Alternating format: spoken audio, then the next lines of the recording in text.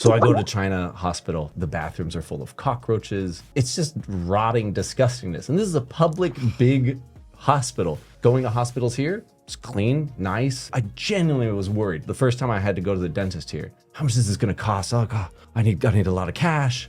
I came with like 10,000 in my hand, and they're like, that'll be like 600. I was like, what?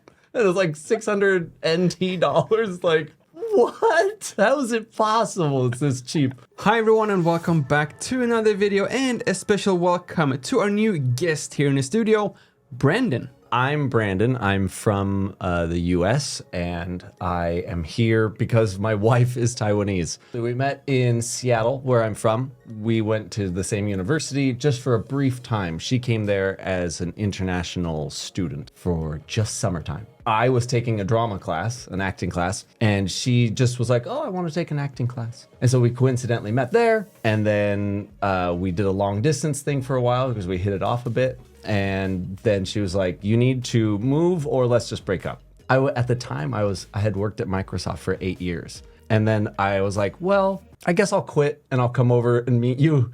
She was living in Guangzhou, China at the time. Her family had like this bushiban business. I just quit my job and was like, I'm out of here. And everyone's like, what? So I just left. And so then I lived in China for 4.5 years. And I worked at her bushiban business. I made my own thing and made my own English drama classes. And then COVID, and we moved here. So you went from Microsoft to China to become a bushiban teacher. Yes. like same career path as many others. Oh, yes. She's like, once you met your now wife. Yes. How much did you know about Taiwan? Zero. I couldn't put it on a map. I couldn't.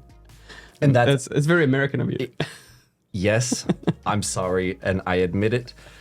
If you put a map in front of an average American and say, find Taiwan, you might be there for a while. Like, they'll be like, get a globe. If they don't have Google, they'll think it's Thailand. Yeah. That's a sad thing. How does she start to explain Taiwan? Like, what was your first things being told about Taiwan? I luckily got to visit here a couple of times. And so before living here, I had visited about 6 times or 7 times. Okay. Like from China or from the US? Because every year we'd come back for Chinese New Year. Chinese New Year, we would go from Guangzhou, travel here, spend a month, and then go back. And so I had visited Taiwan quite a few times. We went to Kenting and Hualien and things like that. And we went around to Tainan. I got to see a lot of beautiful, wonderful places, but I didn't really know people very well. I knew just the highlights of the culture, but I didn't really get to know what it's like until I lived here, of course. How would you now describe living in Taiwan? If you do go back home to your family or friends, what's your first, 1 or 2 sentence answer on how is it living in Taiwan? Sorry, America, but it's way better than America. Oh, yeah. I'm not being I'm not kidding. I know what America is like, and I know what Taiwan is like, and Taiwan is far superior in so many ways. Number 1 is transportation, because I can just hop on a metro and go anywhere. I can even get onto the high-speed rail and go anywhere, basically. In Taipei, at least, they have an amazing transportation system. So that's number 1. People are kind and trustworthy here most of the time. If I drop something on the street, people will run to be like, it's yours. They're like, oh, thank you so much. And it's just, in America, if you drop something on the street, they're gonna pick it up and put it in their pocket. It's gone forever. It's gone. You can't guarantee it's yours. And the healthcare is way better than America. And healthcare in America is notorious and infamous for being the worst in the world. Coming from China, I went to the hospital. I had stomach problem or whatever. So I go to China hospital. You sit around waiting for your turn for a long time, and then they come in, they go, okay, 5 questions later, you've got an IV drip in your hand, and then you're just sitting there waiting. And the bathrooms are full of cockroaches and bad lighting. You can't see anything. There's no paper towels, no soap. It's just rotting disgustingness. And this is a public big hospital. So going to hospitals here, it's clean, nice. Get a dentist checkup. How much is that going to cost me? I genuinely was worried the first time I had to go to the dentist here. How much is this going to cost? Oh God, I need a lot of cash. I came with like 10,000 in my hand, and they're like, that'll be like 600. I was like, what? It was like 600 NT dollars. Like, what? How is it possible? It's this cheap. So I really like it here. It's like all the good things of America and all the good things the developed world's put together into a beautiful island. And speaking about having access to all the great things in the world, that is something that today's sponsor can help you with, since today's sponsor is NordVPN. Because not only does NordVPN protect you from low security public Wi-Fi access points when you're out traveling, it also actually helps to change your digital internet connection to anywhere else you want in the world. That means that you can continue to watch your favorite Taiwanese TV shows or movies regardless of where you are traveling in the world, and it of course also works the other way around. So if you are here in Taiwan but want to access some maybe newer American TV shows or movies that may not have made it all the way here to Taiwan, you can of course log into NordVPN, change your location, and then all of a sudden you have access to literally every single movie or TV show that is available anywhere in the world. But I think that maybe my absolute favorite function of NordVPN is that it's of course available on your phone via an app as well. So next time you take the Taipei MRT, you could literally end up anywhere you want in the world. Or, well, at least your internet connection can. I have personally used NordVPN since I believe 2017, way before I started making YouTube videos, but you don't have to take my word for this because they do offer a 30-day money-back guarantee. So if you're not 100% satisfied, you of course get all that money back. And if you do use my personal code down in the description, or simply visit nordvpn.com/Lukas and sign up for a 2-year plan, you'll get an additional 4 months to your plan as well. But speaking about NordVPN and changing locations all the time, I think it's time for us to change back to the video and continue listening to what Brandon has to say about the US and also his life here in Taiwan. Any city you go to has a dangerous area. Any city you go to has somewhere that you just shouldn't go at night, alone, things like that. And you can feel unsafe some places. I would say in Taiwan, that's just not the case. You're going to feel safe pretty much anywhere, anytime, almost always. Unless you try to cross the street. that's like the unsafe place of Taiwan. Taiwanese people are nice and safe until they get behind the wheel of a vehicle. And then the grandmother will run you down. 3 years from now, will you still be in Taiwan? Or what is like the future plans? My wife 2 years ago said, Brandon, let's buy a house. And I said, wife, that's crazy. Like, it is so expensive here. Like, how can we possibly afford that?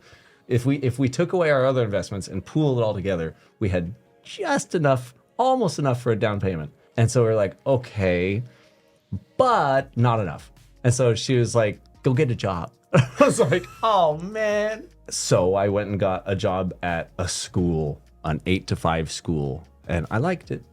But I did that for like 2.5 years just now, or 2 years or something like that. And so I did, and we made enough for the down payment, and I just quit 2 weeks ago. I quit my job. I'm free again. Hooray! Wow! So that means that you bought the house then? We have the down payment. It's one of those pre-built things. They're houses usually are pre-built. Well, like, not this. I don't know how you do it in Seattle, but you know. Well, I had never done this before, but they take your money ahead of time and you plan which unit you'll have and all these things, and then they build the high rise, and then you go live there later. So you asked if I'm going to be here in 3 years? Yeah, you're still paying off. They're building. Well, they're building this house still. It's not even done yet. Oh, it's not even done yet. It's going to be done in 2025, and then when the house is built, I'll get that chain again, back to some job. I don't know. Hopefully, I'll be a successful, famous actor. Oh well, we hope so too. But we worked like 6 or 7 days a week in Guangzhou. And we were making good money, and it was great. And then we came here for Chinese New Year to see Ama, and we were seeing Grandma. And then that was like January of 2020, and then just boom, and then COVID happened. We were like, ooh, we can't go back to China right now. That's like the Chinese virus. Like, we can't go back to China right now, so we didn't. We were paying like 5,000 US for our rent in China per month. It was our big, large business and we liked it and we built it ourselves. And then that's too much money to just like throw away. And so we sold it to someone else who was already there. Everything, all the stuff that we built, I personally installed like tons of stuff there. And it was like, we just sold it to somebody else and we stayed here. We were like living off savings for a while. And I was like, I'm a trained actor. I have a degree in acting from the University of Washington. And I was like, let's just do acting. And so I got in a couple commercials. I got in a TV show, Cha Jin, a very popular one here on Netflix. And like, that was my first year of being here. I was like, what? How did this happen? Oh, wow. So it was actually really surprising. I was like, I guess I'll just keep doing acting, I guess. It was working. They liked me here. And I was like, oh, I like being liked. So I just kept going. So since 2020, I've just done acting, commercials, TV, theater, whatever I can get, movies, as much as possible. I want to be an actor. So I have a degree in it. Let's do it. Is there any difference, like working as an actor or like in general for you, like between the US, China, or Taiwan? In America, if I want to go join a movie or a TV show, the chances of me getting in are 1 in 15,000 or something like that. Whereas here, I mean, I applied for that big TV show and they were like, you know, there was 28 people who applied for the job. And I just, my jaw dropped because from America, for that kind of a job, you'd have 10,000 people and 3 to 5 auditions. Here, it was just like one audition and only 28 people. And it was just a stark contrast between the two. I also think it was partially because of 2020 COVID. Right. But still, even after it's getting back, the numbers are way in your favor here compared to lots of other places. So finding a job here in my experience, has been quite easy comparatively to America. During like your working days, like once you've got the part, is there any like differences then between like US, China, or Taiwan? Or is it like pretty much the same once you're like on the set? Almost the same. Honestly, it's really very professional here. They do your makeup, they do your hair, they take care of you, and then they'll let you go and do your thing. I've had very good experiences here for the most part. In America, the agencies, they'll take 10%. Nice. But here, the agents will take 30 or 40% or more, depending on the job. It's a real shame that they would take such a high percentage of jobs. Some agents are absolutely professional and legitimate and all that, and some are just middlemen who can read Chinese, and maybe I can't read Chinese very well. I just can't, not yet. I'm gonna take classes, I swear. Like they'll just be middlemen for no reason. They're just like, oh, I saw this job, it pays X amount of dollars. I'm gonna do X minus 20%, and then they, pitch it to people. Yeah, so you really have to know like where are the jobs originating from, or you can just get kind of screwed. It kind of sucks. So I don't like that part. Like how do you find, like you said you were on Netflix. Yes. How do you find those opportunities? Just go on Facebook, and I'm not kidding. Like the casting directors and big agencies, they'll post on Facebook and say, we're looking for this person who looks like this and blah, blah, blah, blah. And then they'll say the date and time. And then you just apply to their email. Nice. And so I've been doing that for like 3 years, just like finding jobs, applying, trying to get a job. And then if I do a good job, then that casting director might remember me and like me. And I've had a couple callbacks from other casting directors that I've worked for before, said, hey, you did a good job in that one. Can you be in this one? And I'm like, yes, thank you. Because of that, I've done like 6 TV shows here now so far. And I just did a TV show called Ting Haiyong, and it's going to come out next year. It's a 5-episode thing, and that's going to be nice. Watch it a year from now or whenever it comes out. Yeah, and if any casting directors are watching this, you have all his links down in the description. But I want to be part of this too. It sounds like so much fun. So we're a package deal from now on. If you want Brandon, you have to go through me. You got to go through me. Yeah, it's like what a mobster would do. But I am opening my own business, so that's what I'm gonna do.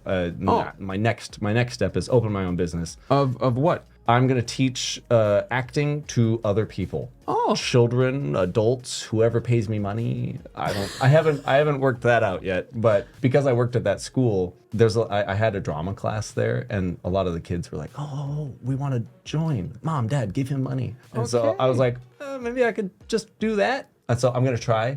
So I have a business. I'm going to open it probably next month in September, and we'll see how it goes. Okay. So that's going to be how I try and bridge the gap between just part-time, like getting acting here and there, to full-time, just only doing acting. But it frees up my schedule. I can do anything, and that's what I'm going to try and do. So if you're interested in taking some acting classes, then you will have a link down in the description below as soon as his company, his website, his Facebook page. I have it all. Maybe will be available. So please do check the links down in the description for some more information. Very nice. And thank you all so much for watching. My name is Lukas. Starts with L as in like, ends with S as in subscribe. Peace to both, and see you all in the next one. Thank you.